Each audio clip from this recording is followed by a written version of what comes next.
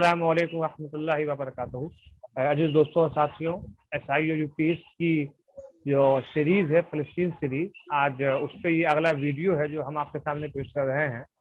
हमारे बीच आज जनाब असदुल्लाह आजमी साहब मौजूद हैं। आप बहुत ही बड़े जर्नलिस्ट हैं और कई इदारों में आप काम कर चुके हैं।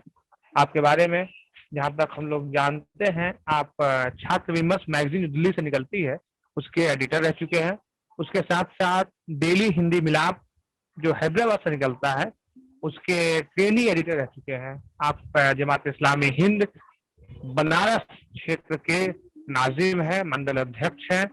उसके साथ साथ बहुत ही बड़े सोशल एक्टिविस्ट हैं आप।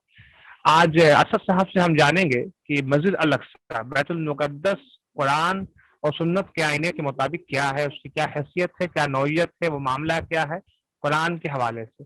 तो अब मैं दावत देना चाहूँगा और बहुत ही सबसे पहले तो शुक्रगुजार हूँ असद साहब से कि उन्होंने अपना कीमती वक्त हमें दिया। तो अब मैं सीधा उनकी तब मौजू करूँगा और चाहूँगा कि वो अपनी बात शुरू करें। असद साहब स्टार्ट करें। अस्सलाम वालेकुम रहमतुल्लाह। अल्हम्दुलिल्लाह रब्बिल आलमीन वस्सलातु वस्सलामु अला रसूलिल अमीन। अम्मा बाद, मोहतरम सामाईन, अस्सलामु अलैकुम। आज का उन्वान है कि कुरान और सुन्नत की रोशनी में मस्जिद अक्सा की क्या हैसियत है। तो उस हवाले से मैं इंशाअल्लाह कुरान और हदीस के हवाले से आज आपके सामने गुफ्तगू रखूंगा। कुरान में जो एक सूरा बनी इसराइल की आयत बहुत मशहूर है, औज़ु बिल्लाहि मिनश शैतानिर रजीम, बिस्मिल्लाहिर रहमानिर रहीम, सुब्हानल्लज़ी अस्रा बिअब्दिही लैलन मिनल मस्जिदिल हराम इलल मस्जिदिल अक़्सल्लज़ी बारकना हौलहु लिनुरिया मिन आयातिही इन्ना हुवस समीउल बसीर। कि पाक है वो अल्लाह जो अपने बंदे को रात ही रात में मस्जिद हराम से मस्जिद अक्सा तक ले गया, जिसके आस पास हमने बरकत दे रखी है, इसलिए कि हम इसे अपनी कुदरत के बाज नमूने दिखाएं। यकीनन अल्लाह खूब सुनने और देखने वाला है। ये जो कुरान की आयत है सूरह बनी इसराइल की, जो सीधे सीधे मुसलमानों को ईमानी तौर पर मस्जिद अक्सा से कनेक्ट करती है। मस्जिद हराम यानी काबा और मस्जिद अक्सा का जो रिलेशन है उसको बताती है कि किस तरह से दोनों अल्लाह के रसूल सल्लल्लाहु अलैहि वसल्लम से जुड़े हुए हैं। और जो चीज अल्लाह के रसूल अकरम सल्लल्लाहु अलैहि वसल्लम से जुड़ जाए, जिसकी निस्बत अल्लाह के रसूल अकरम सल्लल्लाहु अलैहि वसल्लम से हो जाए, वो मुसलमानों के लिए एक ईमानी जुज़ हो जाए। तो इस तरह से हमारे लिए मस्जिद अक्सा की भी बहुत ही ज्यादा अहमियत बढ़ जाती है तमाम उम्मत के लिए। जिस तरह से उनके लिए मुकद्दस बैतुल हराम है, काबा शरीफ है, मस्जिद नबी है, उसी लिए पूरी उम्मत के लिए, उसी तरह पूरी उम्मत के लिए मस्जिद अक्सा भी। अब जो अल्लाह ताला ने उसकी और दूसरी जगहों पे भी उस सरजमीन की तारीफ की है जो मस्जिद अक्सा के आसपास का इलाका है, इस तरह से है कि सूरह मायदा की 21वीं आयत में, जिसका तर्जुमा है कि ऐ मेरी कौम वालों, इस मुकद्दस जमीन में दाखिल हो जाओ, अल्लाह ताला ने तुम्हारे नाम लिख दी है और अपनी पुश्त के बल रूगर्दानी ना करो। ये हजरत मूसा अलैहिस्सलाम से अल्लाह ताला ने उनके ऊपर यह आयत नाजिल की और उन्होंने बनी इसराइल से कहा कि तुम इस मुकद्दस सरजमीन में दाखिल हो जाओ, कि उसको मुकद्दस कहा गया। ये जमीन, ये सरजमीन बहुत ही मुकद्दस है। यहाँ पे भी कुरान देखिए उस सरजमीन की तारीफ कर रहा है। फिर आगे सूरह अंबिया में कि और हमने इब्राहिम और लूत को बचाकर इस सरजमीन की तरफ لے چلے جس میں ہم نے تمام جہان والوں کے لیے برکت رکھی. یعنی یہ حضرت ابراہیم علیہ السلام کو اللہ تعالیٰ نے حکم دیا، ان کو اس طرف وہ لے گیا. یہ مسجد اقصی کے آس پاس کا علاقہ تھا. تو حضرت ابراہیم علیہ السلام کی بھی ایک حیثیت ہے قرآن میں. امت مسلمہ کے لیے ملت ابراہیم میں ہم لوگ ہیں، اور حضرت ابراہیم کا بھی کنیکشن ان دونوں جگہوں سے ہے صاف صاف، مسجد حرام سے بھی اور مسجد اقصی سے. اس کی ایک اور اہمیت بڑھ جاتی ہے. اور برکت کے سلسلے سے یہ کہ اللہ تعالیٰ نے وہاں بہت سے انبیاء پیدا کیے، اور ایک طرح سے وہ انبیاء کی سرزمین رہی. وہاں سے لوگوں کو وحدانیت کی دعوت دی گئی. وہاں سے تمام انبیاء نے اپنے مشن کو چلایا ہے، بڑی تعداد میں انبیاء نے. اس لیے اس سرزمین میں ہر طرح کی برکت ہے. اور سب سے بڑی برکت تو یہی ہے کہ جہاں سے وحدانیت کا پیغام اٹھے، جہاں سے لوگوں کو ایک اللہ کی طرف بلایا جائے، جہاں سے لوگوں کو حق کی دعوت دی جائے، وہ سرزمین رہی. تو ان آیات سے تو یہ بخوبی ہم واقف ہو گئے کہ کس طرح سے مسلمانوں کا، امت کا لگاؤ اس سرزمین سے ہے. ہم اس کو صرف فلسطین کے مقامی لوگوں کا مسئلہ نہیں کہہ سکتے، ہم اس کو صرف عرب اور یہودیوں کا مسئلہ نہیں کہہ سکتے. یہ پوری امت کا مسئلہ. جس طرح سے پوری امت کی وفاداری مسجد حرام سے ہے، اسی طرح سے پوری امت کی وفاداری اور ان کا روحانی لگاؤ مسجد اقصی سے. اب ہم دیکھیں ذرا حدیث کی روشنی میں کہ کس طرح سے اللہ کے رسول اکرم صلی اللہ علیہ وسلم نے مسجد اقصی اور اس کے آس پاس کے علاقوں کی فضیلتیں بیان کی ہیں. تو میں آپ کو اب حدیث کی روشنی میں بتانا چاہوں گا. ایک تو یہ ہے کہ یہ مسجد کب بنی، کب وجود میں زمین پر آئی. تو اس سلسلے سے مسلم اور بخاری میں ایک حدیث ہے کہ حضرت ابو ذر غفاری رضی اللہ تعالیٰ عنہ نے پوچھا اللہ کے رسول صلی اللہ علیہ وسلم سے کہ اے اللہ کے رسول، اس سرزمین پر سب سے پہلی مسجد کون سی؟ تو اللہ کے رسول اکرم صلی اللہ علیہ وسلم نے بتایا کہ مسجد حرام، یعنی کعبہ. پھر اس کے بعد آپ نے پوچھا کہ دوسری مسجد، تو آپ نے بتایا مسجد اقصی. اور پھر ان دونوں کے بیچ کا آپ نے پیریڈ پوچھا کہ ان دونوں کے بیچ میں کتنے دن بعد وہ مسجد بنی، تو آپ نے بتایا 40 سال. اور پھر اور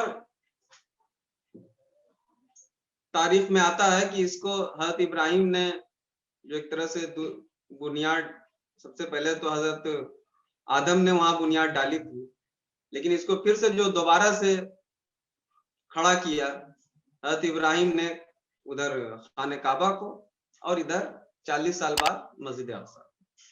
ہم سب جانتے ہیں کہ حضرت اسماعیل اور اسحاق آپ کے دو بیٹے تھے. تو ایک طرح سے دو روحانی مرکز قائم کیے گئے. ادھر حضرت اسحاق سے پوری نسل چلی، حضرت اسماعیل کے نسل ادھر رہی کعبے کے آس پاس. تو اس طرح سے یہ دو پرانی مسجدیں سرزمین پر. اس طرح سے مسجد اقصی کی تاریخی حیثیت بھی ہمیں واضح ہوتی ہے کہ اس کو بھی حضرت ابراہیم نے ہی بنایا. پھر اس کے بعد اور جو حدیث میں بات آتی ہے کہ صحابہ نے پوچھا کہ اے رسول اللہ صلی اللہ علیہ وسلم، جب ہمیں ظالموں سے سابقہ ہے تو ہم کہاں جائیں گے؟ جب ظلم بڑھ جائے تو ہم کہاں جائیں گے؟ تو آپ نے کہا کہ مسجد اقصی کی طرف وہاں چلے جانا. طرح سے پھر امت کو اس کی فضیلت بتائی جا رہی ہے. پھر دجال کے سلسلے سے ہے کہ دجال 3 مسجدوں میں داخل نہیں ہو سکتا. دجال ایک بہت بڑا فتنہ ہے، ہمیشہ سب سے کہا گیا کہ اس سے پناہ مانگی۔ تو اس سرزمین کی جو 3 مسجدیں ہیں، یعنی اللہ کے رسول اکرم صلی اللہ علیہ وسلم نے فرمایا کہ ایک مسجد حرام، ایک میری مسجد اور ایک مسجد اقصی، یہ 3 مسجد ہیں جہاں دجال نہیں گھس سکتا، یعنی دجال کی وہاں نہیں چل سکتی، دجال وہاں کنٹرول نہیں حاصل کر سکتا۔ تو اس سے بھی اس کی اہمیت واضح ہوتی ہے کہ مسجد اقصی ہمارے لیے کس اہمیت کی حامل ہے۔ جس طرح سے مکہ اور مدینہ، اسی طرح سے ہمارے لیے مسجد اقصی بھی اسی کیٹیگری میں آ جاتا ہے۔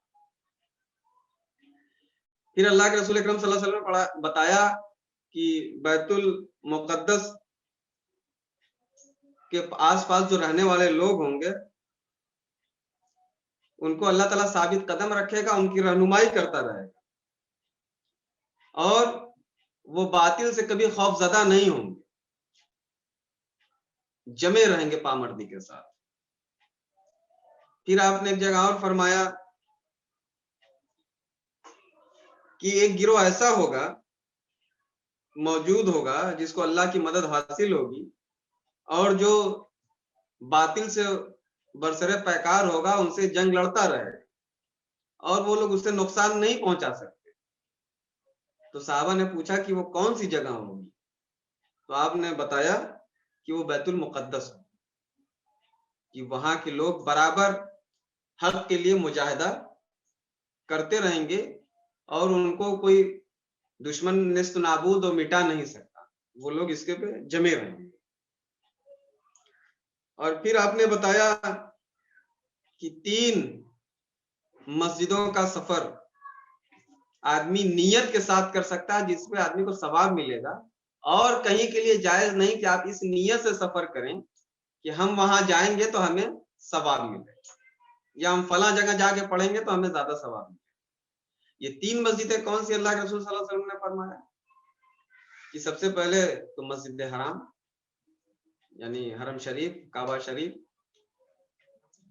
پھر اس کے بعد اللہ کے رسول اکرم صلی اللہ علیہ وسلم کی مسجد، مسجد نبوی، مدینہ شریف، اور پھر اس کے بعد مسجد اقصی۔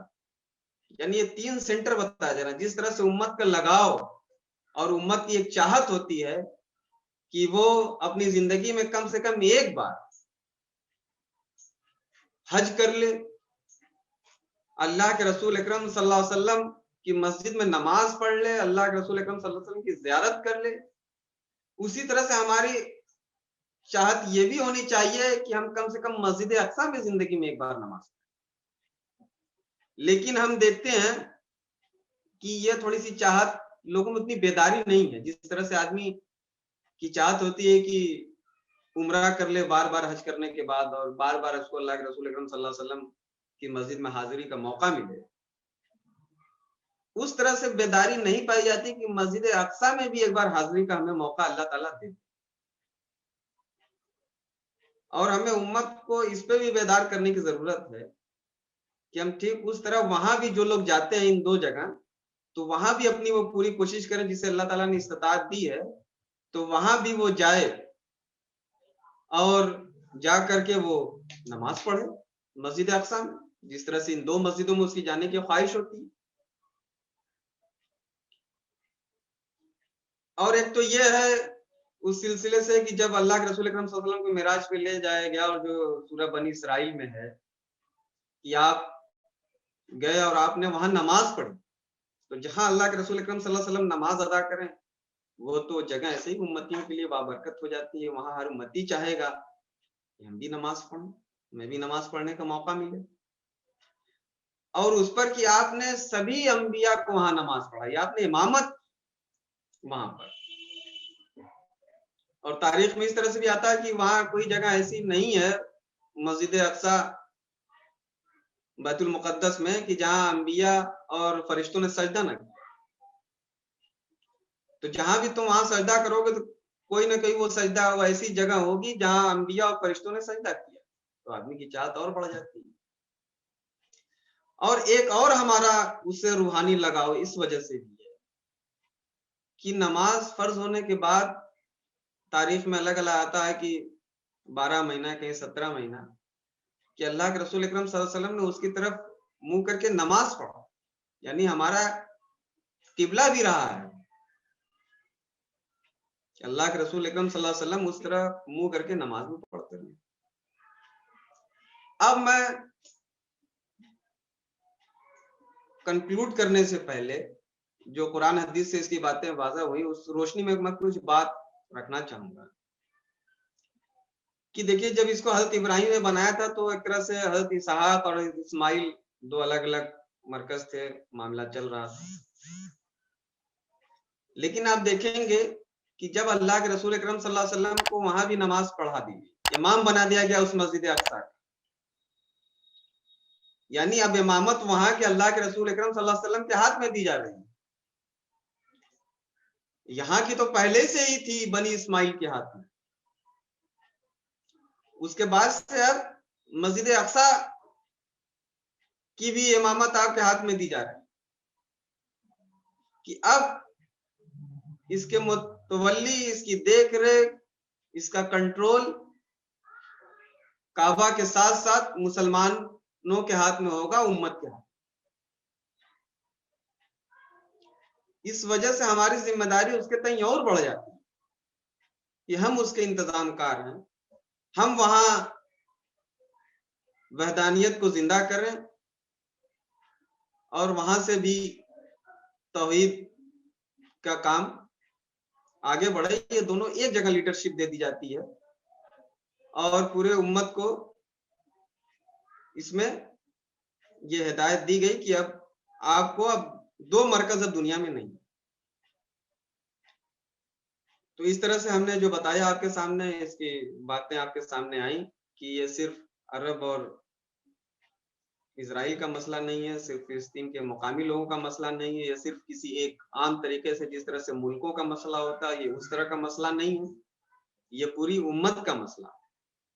اور جس طرح سے انہوں نے جدوجہد کوشش کی، باطل نے، یہود نے، کہ انہوں نے اس کے لیے اپنی پوری جان لڑا دی، پوری پلاننگ کی، پورے دنیا سے اکٹھا ہوئے، لوگوں کا ساتھ لیا، اسی طرح سے ہم پر بے یہ فرض بنتا ہے جو ہمارے حکمراں ہیں، جو ہماری عوام ہے، کہ ہم پورے طریقے سے ان کا ساتھ دیں اور وہاں پر وہ وحدانیت کا سینٹر ہمارے ہاتھ میں آئے، قائم ہو۔ جس طرح سے اللہ کے رسول اکرم صلی اللہ علیہ وسلم کے وہاں امامت کے بعد حضرت عمر کے زمانے میں وہاں کنٹرول ہوا، پھر اس کے بعد سے دوبارہ صلاح الدین ایوبی رحمت اللہ علیہ نے کیا۔